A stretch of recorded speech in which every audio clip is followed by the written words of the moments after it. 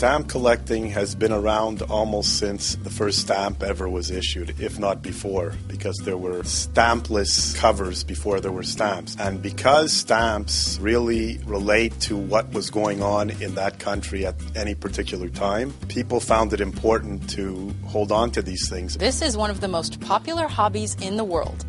Hi, I'm Rebecca Brayton and welcome to WatchMojo.com, and today we'll be learning more about stamp collecting. I was given a stamp album when I was 8 years old. I thought it was really fascinating and I took it from there. Did as much research as I could as a kid. Found it very enjoyable tracking down stamps and completing sets and topical stamps that, as a kid you might like dogs, cats, birds. Then it became a little business for me by the time I was a young teenager. Would you be able to show us some rare stamps and maybe some materials? Yeah, of course. Let's go.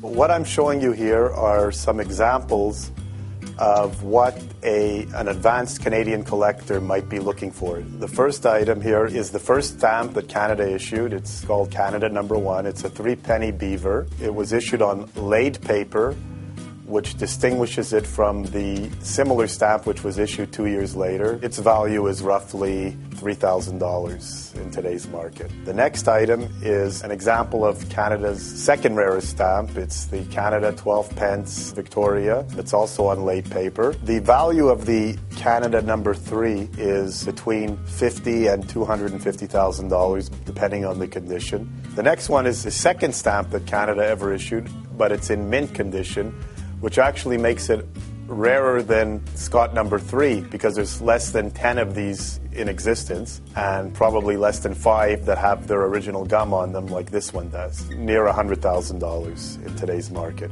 The next item is quite unusual. It's a $2 Queen Victoria with the center inverted. It's a revenue stamp. That's how you used to pay for, let's say, the tax on your pack of cigarettes. There used to be a label attached to it.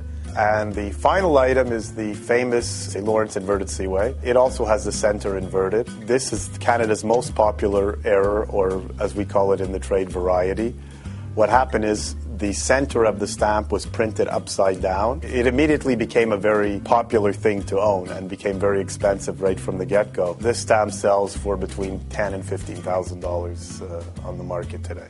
Now I'll talk to you a bit about things that you definitely need if you're going to be a stamp collector. First of all, there's the famous pair of tweezers or tongs, as some people might call it. Most people like these longer ones because they're easier to handle. A lot of people have turned to what we call hingeless albums if you're going to be collecting a particular country. You will also need a magnifying glass. The little details in a stamp can make a huge difference. A lot of people like to put their stamps in these little black cards, they're called. I don't know why we never thought of specific names for these things. So there you go, black cards. They come with 1-line pockets or 2-line pockets, and then put them in a little plastic sleeve, then you're on your way.